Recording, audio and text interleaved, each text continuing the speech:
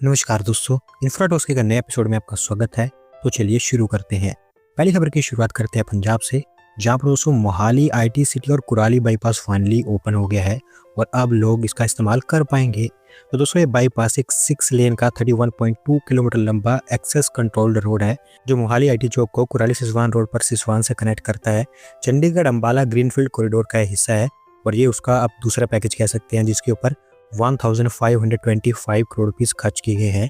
लंबे समय से इसका कंस्ट्रक्शन चल रहा था और अब फाइनली जाकर ये ओपन हो पाया है, जिसके चलते दोनों सिटीज के बीच ट्रैवलिंग टाइम ऑलमोस्ट 45 मिनट्स तक कम हो जाएगा और साथ साथ कम्यूटर्स मोहाली को एंटर किए बिना इसको बाईपास कर पाएंगे। अगली दो अपडेट हमारी इंडियन नेवी को लेकर है, जिनको अभी एक और anti submarine warfare shallow watercraft की डिलीवरी मिल चुकी है और इसे भी garden reach builders and engineers limited के द्वारा मैन्युफैक्चर किया गया है। तो दोस्तों इस टाइप की ओवरऑल 8 शिप्स मैन्युफैक्चर की जा रही है हमारी इंडियन नेवी के लिए और ये सारी की सारी garden reach builders and engineers limited manufacture कर रहा है। 2 शिप्स जिसमें आईएनएस एंट्रोथ और अरनाला, इन दोनों को पहले डिलीवर कर दिया गया था। ये इस सीरीज की ओवरऑल 3rd शिप है, जिसका नाम अंजदीप रखा गया है। इसमें भी दोनों शिप्स की तरह 30 mm की इंडिजीनियस नेवल सरफेस गन लगाई गई है। एंटी सबमरीन ऑपरेशंस और सब सरफेस सर्विलांस के लिए इसका इस्तेमाल किया जाएगा। अच्छी बात यह है कि इसकी मैन्युफैक्चरिंग के लिए 88% लोकल कंपोनेंट्स का इस्तेमाल हुआ है। अगली दोस्तों अपडेट हमारे देश के अंदर सेमीकंडक्टर सेक्टर को लेकर है, जहां पर दोस्तों टाटा ग्रुप के द्वारा उनके सेमीकंडक्टर एम्बिशंस को लेकर एक और फॉरेन कंपनी के साथ उन्होंने टाई अप किया है और इस बार वो जापानीज कंपनी रोहम पार्टनर को ऑनबोर्ड करने वाली है। दोस्तों सेमीकंडक्टर के एरिया में टाटा ग्रुप बहुत सारी फॉरेन कंपनीज के साथ टाई अप कर रहा है, जो उनके लिए ज़रूरी भी है, क्योंकि सेमीकंडक्टर के एरिया में उनके पास किसी भी तरह की कोई एक्सपर्टीज नहीं है। इस डील के अंतर्गत सबसे पहले होगा ये कि सेमीकंडक्टर मैन्युफैक्चरिंग को लेकर एक फ्रेमवर्क स्टेब्लिश किया जाएगा इन दोनों कंपनीज के द्वारा मिलकर, जहां पर पावर सेमीकंडक्टर की मैन्युफैक्चरिंग के ऊपर इनका टारगेट होगा। जापानीज पार्टनर रोहम यहाँ पर उनकी टेक्नोलॉजी प्रोवाइड करेगा, जबकि टाटा यहाँ पर उनका इंफ्रास्ट्रक्चर इस्तेमाल करेगा, जो 2 सेमीकंडक्टर प्लांट्स को भारत में बना रहे हैं। इनफैक्ट रोहम के मोस्फेट प्रोडक्ट की पैकेजिंग को लेकर यहाँ पर डील भी साइन हो चुकी है और टारगेट किया जा रहा है कि डोमेस्टिक के साथ साथ ग्लोबल मार्केट्स के लिए भी इनको भारत में प्रोड्यूस किया जाए। अगली दोस्त अपडेट केरला से है, जहां पर centre for research on molecular और अप्लाइड साइंसेज के लिए एक नया रिसर्च और मैन्युफैक्चरिंग सेंटर तैयार किया जाएगा और इसको लेकर केरला के गवर्नर के द्वारा फाउंडेशन रखने का काम कर दिया गया है। तो दोस्तों ये रिसर्च और manufacturing centre bio 360 life science park के अंदर तैयार किया जाएगा, जो मंगलापुरम त्रिवेंद्रम के अंदर में है।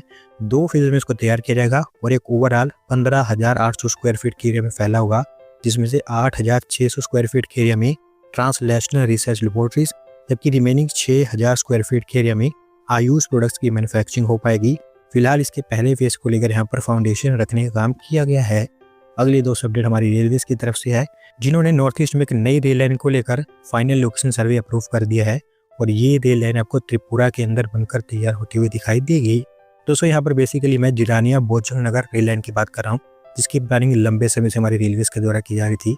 बोजंग नगर क्योंकि त्रिपुरा के अंदर एक बड़ा इंडस्ट्रियल हब है, जो जाना जाता है रबर, बैम्बू और फूड प्रोसेसिंग के लिए, तो उसी ट्रेड को फैसिलिटेट करने के लिए ये रेल लाइन यहाँ पर बनाई जाएगी, जिसके लेंथ अराउंड 14 किलोमीटर की होगी।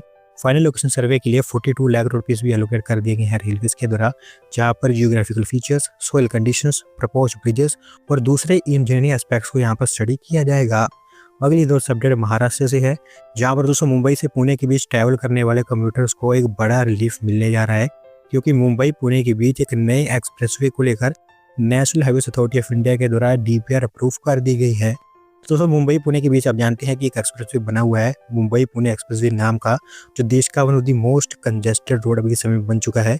आप कह सकते हैं कि ये अपने सैचुरेशन पॉइंट पर पहुंच चुका है और यही मेन कारण था कि यहाँ पर एक नया एक्सप्रेसवे NHA बनाना चाहती है, जो अटल सेतु के पास से स्टार्ट होगा और सह्याद्री रेंज से होता हुआ पुणे के भोर तालुक में शिवरे विलेज के पास जाकर टर्मिनेट हो जाएगा। मल्टीपल टनल्स और ब्रिजेस का यहाँ पर कंस्ट्रक्शन किया जाएगा और यह देश का one of the challenging expressway project होगा। 90 किलोमीटर के आसपास इसकी लेंथ होगी और इसको बनाने के लिए 15,000 करोड़ रुपीस का खर्च आएगा। अभी NHAI इसके जो क्लियरेंस प्रोसीजर्स हैं उनके ऊपर काम करेगी और एक बार ये तैयार हो जाता है तो नॉर्मल कंडीशंस में दोनों सिटीज के बीच 1.5 घंटे के अंदर अंदर ट्रैवल किया जा सकेगा। अगली दोस्त अपडेट एक नए फ्री ट्रेड एग्रीमेंट को लेकर है, जहां पर भारत और न्यूजीलैंड के बीच में historic free trade agreement sign हो चुका है और इसके चलते दोनों कंट्रीज का बायलैटरल ट्रेड आपको ट्रांसफॉर्म होता हुआ दिखाई देगा। दोस्तों अगर आपको याद होगा तो आज से कुछ दिन पहले मैंने आपको बताया था कि भारत और ओमान के बीच में फ्री ट्रेड एग्रीमेंट साइन हो चुका है, जो अपने आप में एक हिस्टोरिक डील थी, क्योंकि वहां पर हमने काफी अच्छी डील ग्रैब कर ली थी। सिमिलर चीज यहाँ पर भी हमें देखने को मिली है, क्योंकि इस फ्री ट्रेड एग्रीमेंट के अंतर्गत हमारे ऑलमोस्ट 100% एक्सपोर्ट्स को ड्यूटी फ्री एक्सेस मिल पाएगी न्यूजीलैंड के अंदर, जबकि इसके रिटर्न में हमारी टैरिफ लाइंस में न्यूजीलैंड के सिर्फ 70% एक्सपोर्ट्स को ही हम ड्यूटी फ्री एक्सेस देंगे।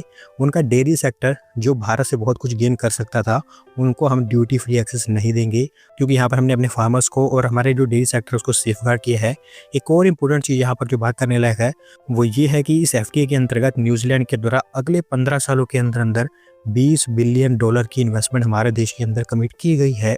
अगली दोस्तों अपडेट दिल्ली मेरठ RITS को लेकर है, जहां पर पावर रिक्वायरमेंट्स को अब रिन्यूएबल एनर्जी के थ्रू मीट किया जाएगा और इसके लिए NCRTC 110 मेगावाट का एक नया सोलर पावर प्लांट सेटअप करेगा। तो दोस्तों ये सोलर पावर प्लांट बनाने के लिए NCRTC ने NLC पावर लिमिटेड के साथ में टाई अप अनाउंस किया है। उनके बिहाफ पर NLC के द्वारा सेटअप किया जाएगा। यूपी के अंदर ये बनकर तैयार होगा, मोस्ट प्रोबेबली गाजियाबाद के आसपास, जहाँ पर टारगेट किया जा रहा है कि अगले 2 सालों के अंदर अंदर इसको तैयार कर दिया जाए। और एक बार ये तैयार हो जाता है तो RITS की ऑलमोस्ट 60% पावर रिक्वायरमेंट सिर्फ इस एक सोलर प्लांट के थ्रू ही कंप्लीट हो पाएगी। अगली दोस्तों अपडेट उत्तर प्रदेश से ही है, जहां पर दोस्तों यूपी सरकार के अलग अलग डिपार्टमेंट्स मिलकर एक मेगा मोबिलिटी प्लान के ऊपर काम कर रहे हैं और इसके थ्रू यूपी में अगले 25 ईयर्स के अंदर अंदर किस टाइप का मोबिलिटी इंफ्रास्ट्रक्चर बनेगा, वो सब चीज़ें हमें क्लियर होती हुई दिखाई देंगी। तो दोस्तों बेसिकली मोबिलिटी प्लान यूपी के विजन 2047 का हिस्सा है, जहां पर ज़्यादातर बड़ी सिटीज़ में आपको अलग अलग टाइप का मोबिलिटी इंफ्रास्ट्रक्चर बनता हुआ दिखाई देगा। जैसे कि आप जानते हैं कि यूपी के अंदर बहुत सारे एक्सप्रेसवेज तो भी बनी रहे हैं और वो बनते ही रहेंगे, और अब उसके साथ साथ 1500 किलोमीटर्स का मेट्रो नेटवर्क यूपी के अंदर स्टेब्लिश किया जाएगा, जहां पर 8 से 10 सिटीज़ में आपको मेट्रो चलती हुई दिखाई देगी। इसके अलावा लखनऊ और NCR में आपको ऑर्बिटल रेल कॉरिडोर्स बनते हुए दिखाई देंगे। इसके साथ साथ लखनऊ से कानपुर के बीच, गाजियाबाद से नोएडा के बीच और गुड़गांव से नोएडा तक भी आपको RITS कॉरिडोर्स बनते हुए दिखाई देंगे। साथ साथ 1000 किलोमीटर से ज़्यादा हाई स्पीड रेल नेटवर्क भी यूपी में प्लान किया जा रहा है, जिसमें Delhi Varanasi high speed rail corridor तो इंक्लूडेड ही है। साथ साथ लखनऊ से अयोध्या के बीच में एक स्पर लाइन भी बनाई जाएगी और वो भी हाई स्पीड रेल की ही बनेगी। और दोस्तों क्योंकि यूपी स्टेट ने इंफ्रास्ट्रक्चर क्रिएशन में एक्सेल किया है, तो काफ़ी हाई चांसेस है कि सारे के सारे प्लान्स को मटीरियलाइज कर पाएंगे। अगली दोस्तों अपडेट नवी मुंबई से है, जहां पर दोस्तों नवी मुंबई के अंदर वाशी बस डिपो फाइनली अब ओपन हो चुका है और अब 18 महीने के डिले के बाद ये लोगों को अपनी सर्विसेज प्रोवाइड कर पाएगा। दोस्तों वाशी बस डिपो देश का one of the delayed project है, जिसे नवी मुंबई म्युनिसिपल कॉर्पोरेशन और नवी मुंबई म्युनिसिपल ट्रांसपोर्ट के द्वारा मिलकर बनाया गया है। आज से ऑलमोस्ट 18 महीने पहले ये कंप्लीट हो चुका था, लेकिन पॉलिटिक्स के चलते इसको इनोवेट किया ही नहीं गया, क्योंकि पॉलिटिकल लीडर्स ने खुद इसकी ओपनिंग को डिले किया है और वो भी बिना किसी रीजन के। आम जनता की कोई वैल्यू है ही नहीं। खैर अभी लोकल एडमिनिस्ट्रेशन के द्वारा खुद ही इसका इनॉग्रेशन कर दिया गया है। 190 करोड़ रुपये खर्च किए गए हैं इस फैसिलिटी को बनाने के लिए और 21 स्टोरी की ये बिल्डिंग है, जो बस डिपो के साथ साथ एक कमर्शियल कॉम्प्लेक्स का भी काम करेगी।